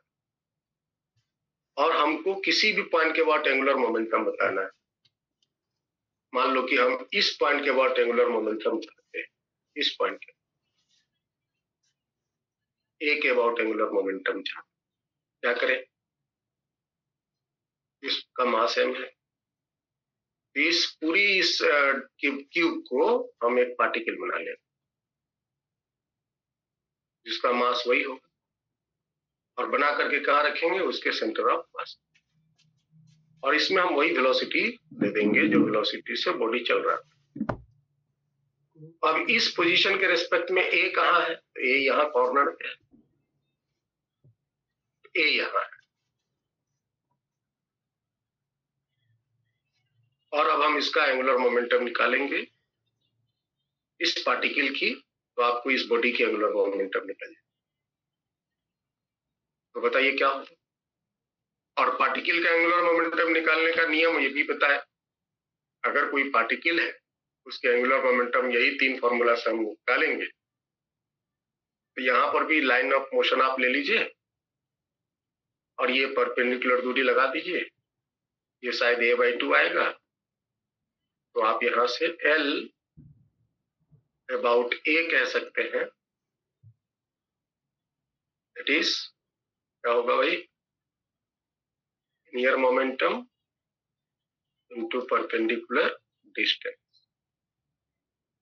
डायरेक्शन बोलिए तो क्लॉक होगा एंटी क्लॉक होगा, क्लॉकवाइज होगा ना।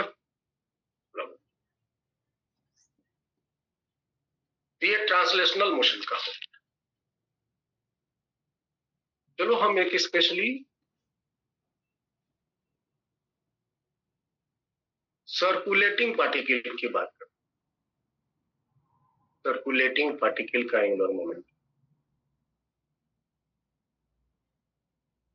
ध्यान से सुनिए।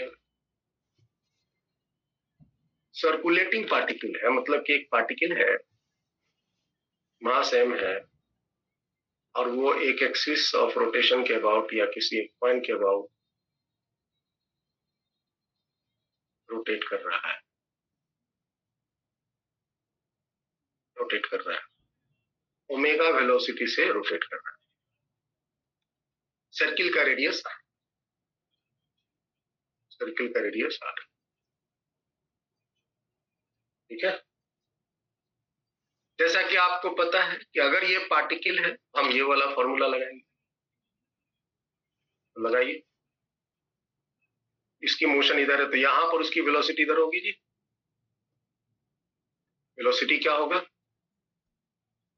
ओमेगा टाइम्स r, और ये इसका पोजीशन वेक्टर होगा, पोजीशन वेक्टर होगा। और बताइए तो पोजीशन वेक्टर और वेलोसिटी के बीच में क्या एंगल होगा,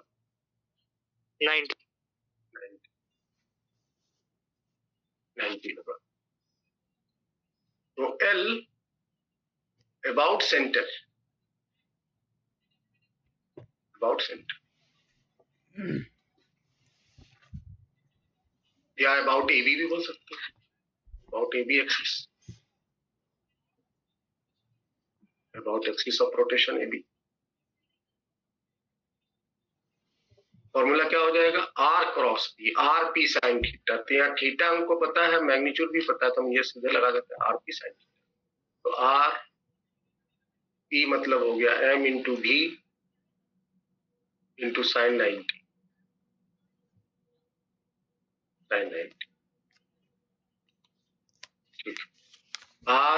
RM V का मतलब ओमेगा टाइम्स R, साइन 90 का मान। तो ये हो गया M into R square into omega. अच्छा, इस एक्सिस के अबाउट इसकी मोमेंट ऑफ इनर्शिया क्या बोलोगे, mr बोलो भाई। square/2 हैं? सर किस चीज की, पार्टिकल की, पार्टिकल, हाँ mr square। हमारे बाई 2 नहीं लगाएंगे ना without, yes sir, mr square I हो गया ना, यस तो I times omega, I times omega. तो सर्कुलेटिंग बॉडी का पार्टिकल की जो एंगुलर मोमेंटम आया दैट इज आई ओमेगा। तो आई ओमेगा इसी से आता है जो R क्रॉस फॉर्मूला ओरिजिनल है, इसी से आई ओमेगा, ठीक है। अच्छा, डायरेक्शन बोला जाए, डायरेक्शन हम कैसे बोलेंगे? जैसे नाच रहा है ओमेगा डायरेक्शन, ओमेगा जो डायरेक्शन आपकी है, ये जो ऐसे नाच रहा है, आप अपने हथेली को, अपने फिंगर्स को इसी डायरेक्शन में घुमा दीजिए। थंब देखिए किधर आया, थंब देखिए किधर आया, आपके हाथ का थंब किधर आया? Out of the plane. हाँ, बी टू ए आया या ए टू बी आया? Sir B to A. B to A. तो आप बोलेंगे, है ना, डायरेक्शन हो जाएगा along axis of rotation, along axis of rotation, B to A, B A vector कह सकते हैं ना। तो इस डायरेक्शन में एंगुलर मोमेंटम का डायरेक्शन है, इस direction, this is the direction of angular momentum. L cap लिखना है, इस डायरेक्शन में एंगुलर मोमेंटम।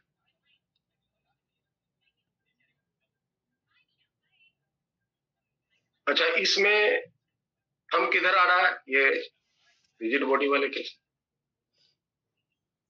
हम बताओ किधर आया? Sir inside the plane. Inward, inside the plane, inward. तो हम इसको इनवर्ड में ऐसे लिख सकते हैं, इनवर्ड, ये डायरेक्शन है, या तो क्लॉकवाइज बोलो या नहीं तो इनवर्ड।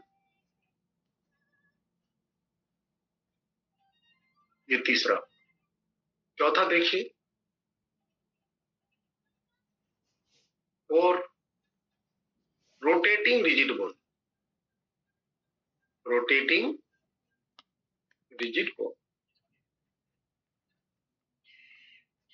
मान लीजिए कोई भी रिजिड बॉडी है, कोई भी रिजिड बॉडी है, कोई भी रिजिड बॉडी, और वो किसी एक्सिस के अबाउट रोटेट कर रहा है, किसी एक्सिस के अबाउट ये रोटेट कर रहा है, ओमेगा रोटेशन है, ठीक है। तो आप क्या जानते हैं? आप ये जानते हो इस रिजिड बॉडी के हजारों लाखों पार्टिकल्स होंगे, सबके अपने अपने मास होंगे, ये M1, ये M2, ये M3, ये M4, ये M5, ये M6, और सारे पार्टिकल का मोशन कैसा है बताओ? सर्कुलर। Yes sir. सबका रेडियस अलग अलग, इसका रेडियस अलग, इसका रेडियस अलग, इसका रेडियस अलग, इसका रेडियस अलग, इसका रेडियस अलग, इसका रेडियस अलग, सबका रेडियस अलग अलग। और एक पार्टिकल जो सर्किल में चलता है उसकी एंगुलर मोमेंटम क्या है देखिए तो, आई ओमेगा। एक पार्टिकल जो सर्किल में नाच रहा है उसका एंगुलर मोमेंटम क्या है? आई ओमेगा। और आप सर्किल में आप जानते होंगे कि अगर कोई एक रिजिड बॉडी सर्किल में चलता है तो उसके हर एक पार्टिकल का एंगुलर वेलोसिटी सेम होता है, एंगुलर वेलोसिटी हर एक पार्टिकल के सेम होते हैं, सबका रेडियस अलग अलग, रेडियस अलग अलग तो सबकी मोमेंट ऑफ इनर्शिया अलग अलग, और सारे एंगुलर मोमेंटम, सब पार्टिकल के एंगुलर मोमेंटम देखिए, इसका देखिए, इसका देखिए, इसका देखिए, सबका एंगुलर मोमेंटम का डायरेक्शन इधर ही आएगा, तो सबका डायरेक्शन एक ही है। तो सारे वेक्टर को हम अगर सभी एक डायरेक्शन में रहते हैं तो सबको क्या करते हैं? ऐड करते हैं। तो अगर हम सारे पार्टिकल की एंगुलर मोमेंटम को ऐड कर देंगे तो हमको इस रिजिड बॉडी की एंगुलर मोमेंटम निकल जाए। तो एल रिजिड बॉडी की एंगुलर मोमेंटम अगर बोले तो होगा I1 ओमेगा, I2 ओमेगा, सबका ओमेगा एक ही है, I1 plus I2, omega common ले लिए, और I1 प्लस I2 ऐसा ऐसा लाखों करोड़ों पार्टिकल्स की एंगुलर मोमेंट ऑफ इनर्शिया जोड़ेंगे, में रिजिड बॉडी की मोमेंट ऑफ इनर्शिया निकल जाए।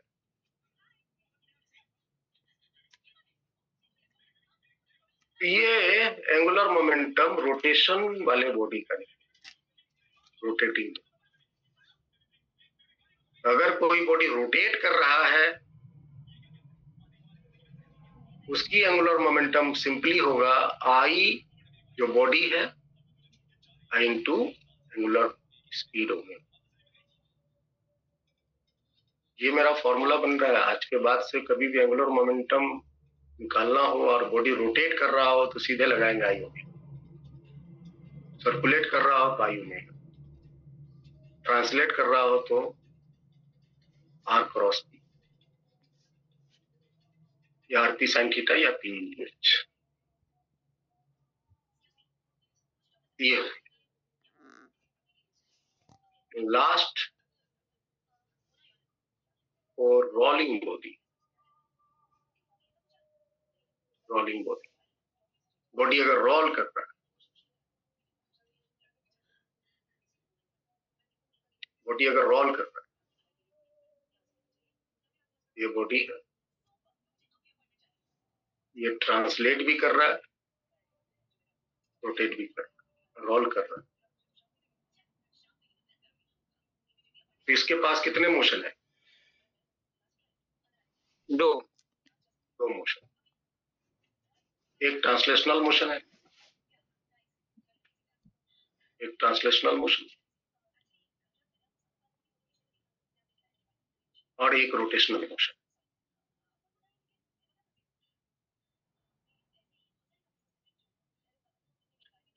एक रोटेशनल मोशन। ट्रांसलेशनल मोशन के लिए क्या नियम था? पार्टिकल बना लो और इसको चला दो। और रोटेशन वाले बॉडी का हम वही रोटेशन रखेंगे जो बॉडी से, जो बॉडी रोटेट वही रखेंगे। ठीक है, तो एल रोलिंग का क्या हो जाएगा? एल रोलिंग का हो जाएगा ट्रांसलेशनल का एंगुलर मोमेंटम प्लस रोटेशन का एंगुलर मोमेंटम। दो मोशन है, दोनों का रिजल्टेंट निकालें। ट्रांसलेशनल का एंगुलर मोमेंटम का फॉर्मूला वही है आर क्रॉस पी, बिल्कुल उसी नियम से निकालेंगे जो सीख के भी आए। और रोटेशन का एंगुलर मोमेंटम वही निकालेंगे जो भी सीख के आए, आई इंटू। ये फॉर्मूला हम यूज करेंगे जब बॉडी रोल कर रहा है और रिजल्टेंट निकालेंगे यार।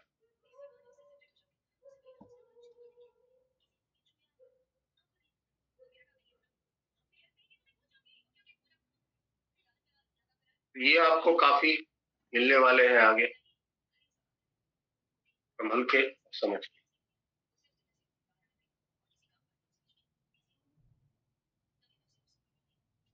ठीक है, तो ये रोलिंग बॉडी का हुआ। जैसे कि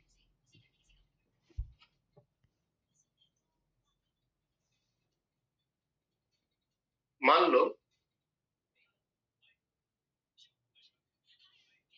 ये एक स्फीयर है, दिस इज ए स्फीयर, और ये रोल कर रहा है विदाउट स्लिपिंग।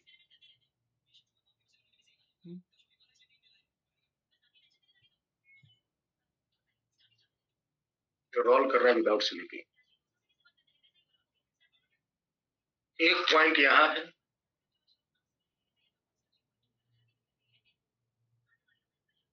एक पॉइंट यहां है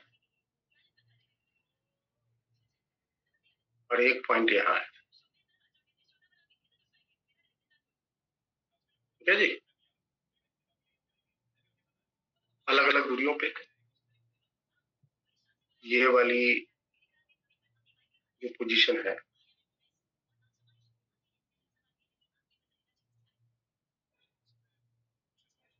ये वाली जो पोजीशन है इसको हम ए बोले, और ये एंगल थीटा बोले। ये वाली जो पोजीशन है इसको एच बोले, और इसकी रेडियस r। हमने तीन पॉइंट दिया है, आपको निकालना है find L about A, B and C।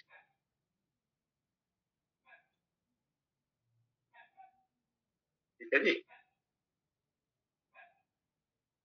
चलिए कैसे निकालेंगे? सर हॉलो है सॉलिड? सॉलिड है। और हाँ, अगर आपको कभी स्फीयर दिया जाए और उसके बारे में कुछ ना कहे तो सॉलिड स्फीयर ही एज्यूम कर। अगर स्फीयर दे दे और उसके बारे में कुछ ना कहे तो आप कंफ्यूज नहीं होना कि वो सॉलिड है कि हॉलो है, सॉलिड ही आप एज्यूम कर। हॉलो होगा तो स्पेशली कहेगा, सॉलिड भी रहेगा तो कहेगा। लेकिन एक दो बार आईआईटी के क्वेश्चन में सिर्फ स्फीयर छोड़ दिया और सॉलिड स्फीयर लेने पर ही उसके आंसर है। तो हम उसी को मानक मान लेते हैं। चलिए, तो अब हम ए पॉइंट की एंगुलर मोमेंटम की बात करेंगे। पहले ए पॉइंट की बात, L अबाउट A।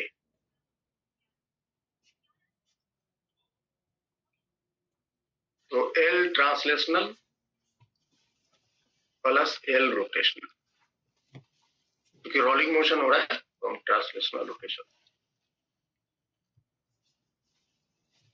अब आप ट्रांसलेशनल वाले के लिए सिचुएशन सजा लीजिए। सजा लिया, मास हुआ m, मास m दिया हुआ है, वेलोसिटी v, और ये पोजीशन आपका यहाँ है जो A है, जिसकी पोजीशन आपको दी हुई है यहाँ से यहाँ तक का दूरी A, और ये एंगल दिया हुआ है। ठीक है जी, ये ट्रांसलेशनल वाली स्थिति से गई। और रोटेशन वाले का तो फॉर्मूला हम वही लिखेंगे, आई ओमेगा।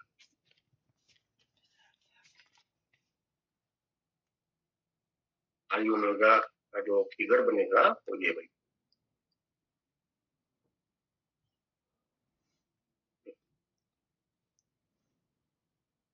जो ये नाच रहा है उसी के अनुसार बस हो गया। और क्या करना है तो बताइए इसका।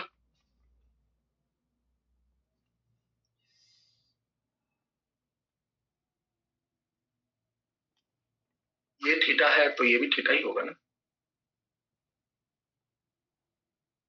आर क्रॉस पी लगाएंगे, आर पी साइन थीटा लगाएंगे। आर आपका यहाँ ए हो गया, पी हो गया mass into velocity into sine theta. तो डायरेक्शन बोलो तो माइनस के क्या? माइनस के इनवर्ड या क्लॉकवाइज कर सकते। इसका बताओ, आई ओमेगा, आई क्या हुआ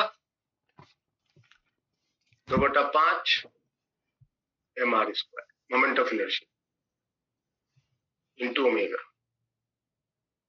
डायरेक्शन बोलो क्लॉकवाइज,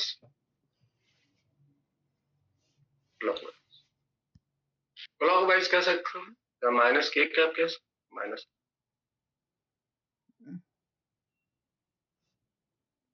क्या आ गया फुल एंड फाइनल आंसर। अब चूंकि दोनों एक ही डायरेक्शन में है तो जोड़ देंगे, क्लॉक के भी है तो जोड़ देंगे।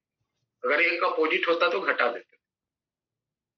तो आंसर आ गया m VCM a sin theta plus m 2/5 mr square into omega. This is the answer. Omega की जगह v/r लिख सकते, ओमेगा की जगह v/r लिख सकते, VCM/r लिख सकते। आर से आर कैंसिल कर सकते हो, काट सकते हो, जो करना कर सकते हो। फाइनल आंसर का डायरेक्शन क्या आएगा? माइनस, ये पहला था। सर एक क्वेश्चन है। हाँ, सर जो ओमेगा मोमेंट ऑफ इनर्शिया हम लोग लेंगे सर इस केस में, सर उसको किसके अबाउट लेंगे सर? ये जिसका अबाउट ये नाच रहा है, ए पॉइंट के अबाउट नहीं लेना है ना? नहीं नहीं, ए पॉइंट के अबाउट सिर्फ ट्रांसलेशन का निकलेगा। ट्रांसलेशन को अलग कर लो वेदांग, और रोटेशन को अलग कर लो, तो नाचेगा तो हमेशा इसी के अबाउट ना। Yes sir. तो हम हमेशा मोमेंट ऑफ इनर्शिया जिस एक्सिस के अबाउट वो नाचेगा उसी के अबाउट ले, ठीक है सर। चाहे हमें किसी भी पॉइंट के अबाउट निकालने को कहे, किसी भी पॉइंट के अबाउट निकालने को कहेगा तो वो सिर्फ ट्रांसलेशनल मोशन में अफेक्ट करेगा, रोटेशन तो उसी के अनुसार है। चलिए दूसरा बात करते हैं।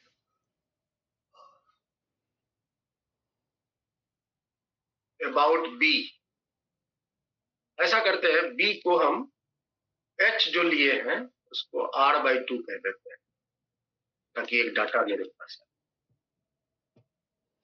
तो आइए शुरू करते हैं। एल अबाउट बी, फॉर्मूला तो वही रहे। सिचुएशन सजाइए, इसको पार्टिकल बनाइए। लो जी, पार्टिकल बना, मास m रहा, मोशन ये हुआ, और बी यहां पड़ा हुआ है, यहां से इसकी ये वाली दूरी है r/2। ये हो गया ट्रांसलेशनल। रोटेशन में ये ऐसे ही नाच रहा है, रोटेशन में तो ऐसे ही नाच रहा है। चलो अब बताओ फटाफट, इसकी एंगुलर मोमेंटम बोलिए।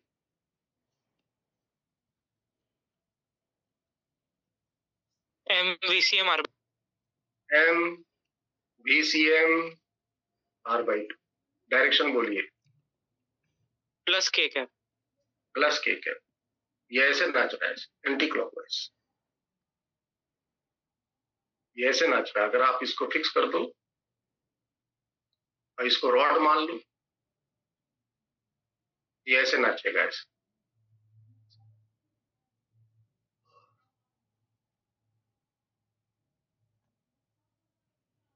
ये हो गया एंटी क्लॉक,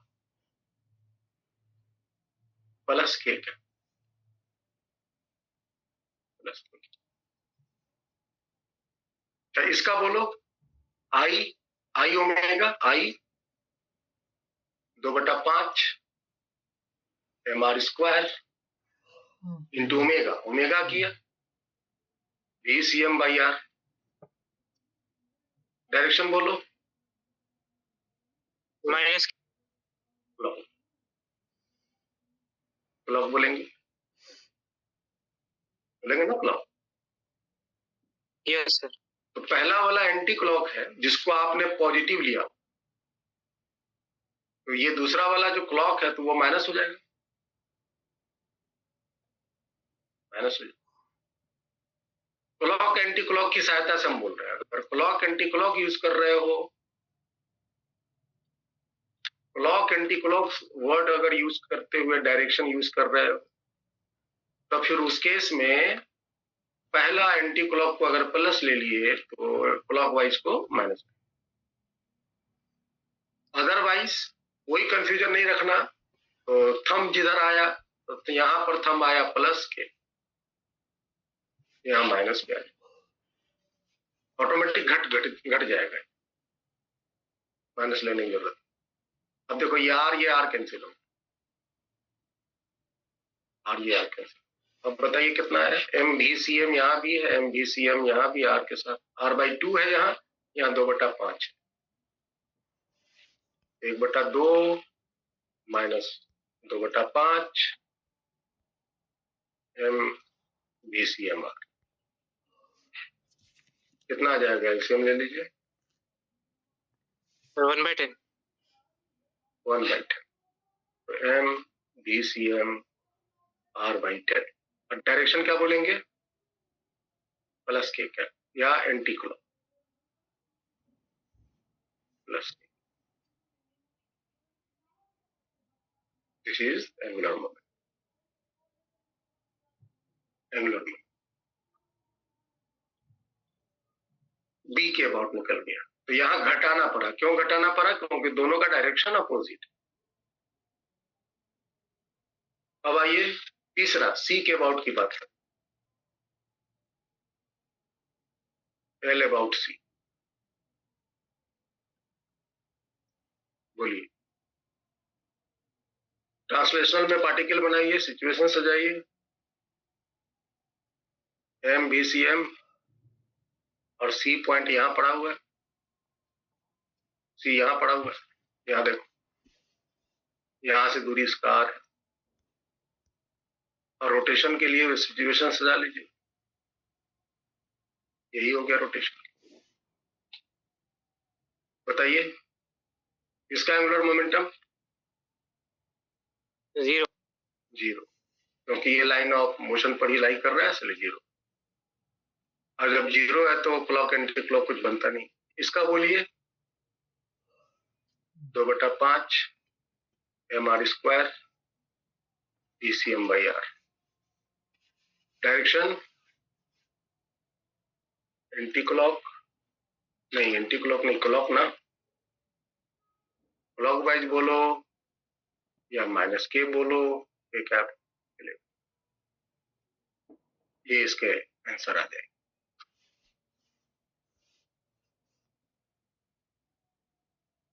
ठीक है, तो हम अब किसी भी तरह के मोशन का एंगुलर मोमेंटम लिखा सकते, चाहे वो रोलिंग मोशन हो या वो बॉडी रोटेशनल मोशन में हो या वो बॉडी ट्रांसलेशनल मोशन में हो या वो पार्टिकल सर्कुलर मोशन में हो या पार्टिकल पैराबोलिक मोशन में हो या पार्टिकल ट्रांसलेट।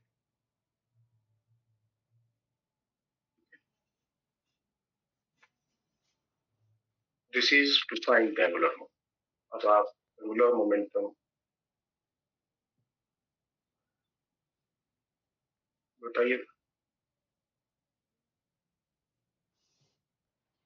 ये एक्स एक्सिस है, ये वाई एक्सिस। एक ये पार्टिकल है, मास m है, अरे ये v वेलोसिटी से, कांस्टेंट वेलोसिटी से मूव करने जा रहा है। ये इसका line of motion, this is O, L about O,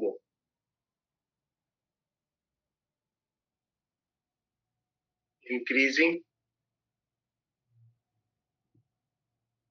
decreasing, first increasing,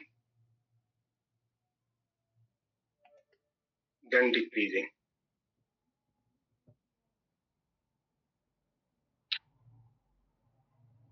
None.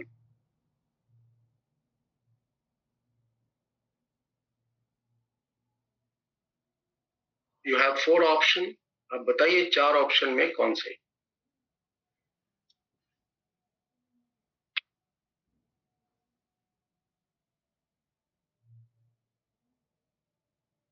None. Okay, minus, yes sir, constant होगा, नन होगा। यस कांस्टेंट होगा, none. The answer is none, और आंसर होगा कांस्टेंट,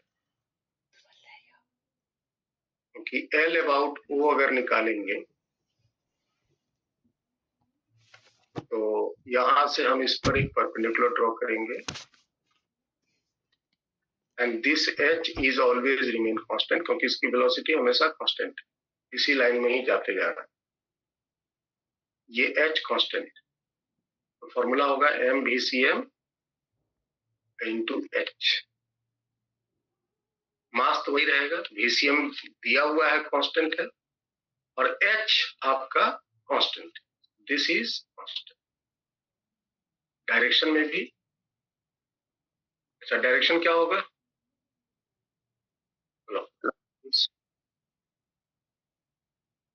अच्छा, ये अगर ऐसे इंक्लाइन नहीं जाता, ये अगर हॉरिजॉन्टल जाता तब क्या आंसर होता? कॉन्स्टेंटली स्पीड जाता तब क्या आंसर बोलते? तो सेम ही बोल। नहीं बोल। और अगर ये रिटार्डिंग मोशन से जाता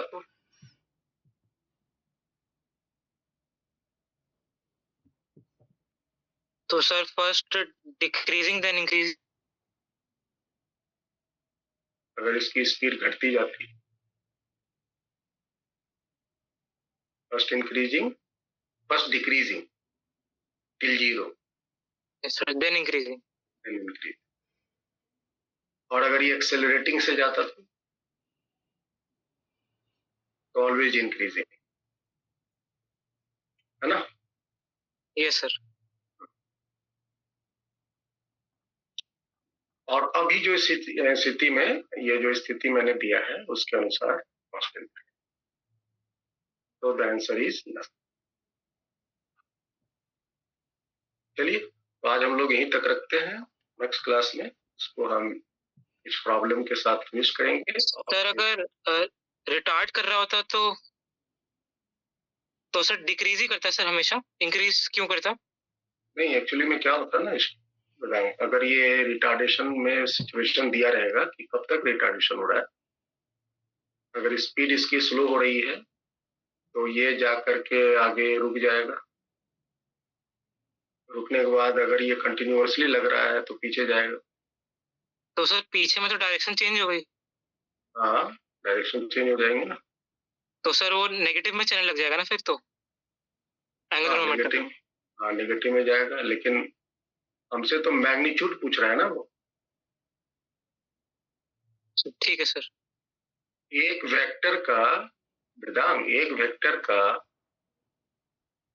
दो चीज होते हैं, एक होते हैं उसके मैग्नीट्यूड और एक होते हैं उसके डायरेक्शन। मैग्नीट्यूड कभी भी नेगेटिव नहीं होता, नेवर बी नेगेटिव। अगर किसी वेक्टर में नेगेटिव आ रहा है तो नेगेटिव किसके हिस्से का है? वेक्टर का नहीं, डायरेक्शन के हिस्से का है ना? अगर कोई साइन नेगेटिव आ रहा है तो वो नेगेटिव किसके हिस्से का है? मैग्नीट्यूड के हिस्से का नेगेटिव है कि डायरेक्शन के हिस्से का?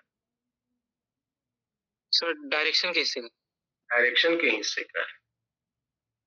डायरेक्शन में इंक्रीजिंग डिक्रीजिंग नहीं होते ना, वो मैग्नीट्यूड में इंक्रीजिंग डिक्रीजिंग, तो आप मैग्नीट्यूड की बात करें। समझ आया? अगर आप किसी स्केलर क्वांटिटी से वो डील कर रहे हैं तो उसका नेगेटिव साइन से बात चलेगा। बस समझ में आया? Yes sir. लेकिन आप तो वेक्टर क्वांटिटी को डील कर रहे हैं, उसकी मैग्नीट्यूड अलग डिसाइड होगी डायरेक्शन से। ओके, सो वेल, आज यहीं तक रखते हैं। नेक्स्ट क्लास भी आपका इंपॉर्टेंट होने वाला है। नेक्स्ट क्लास में हम लोग सीखेंगे मोमेंट ऑफ फोर्स। आज हमने सीखा मोमेंट ऑफ लीनियर मोमेंटम, अगला होगा मोमेंट ऑफ फोर्स। ये चार चीज जो है, motion, different types of motion, moment of inertia, moment of linear momentum और मोमेंट ऑफ फोर्स, यही चार चीज का कॉम्बिनेशन हम करके बड़े बड़े रोटेशन के प्रॉब्लम्स को सॉल्व करें। तो तीन चीज हम लोगों ने कंप्लीट किया है, चौथा चीज अगले क्लास में।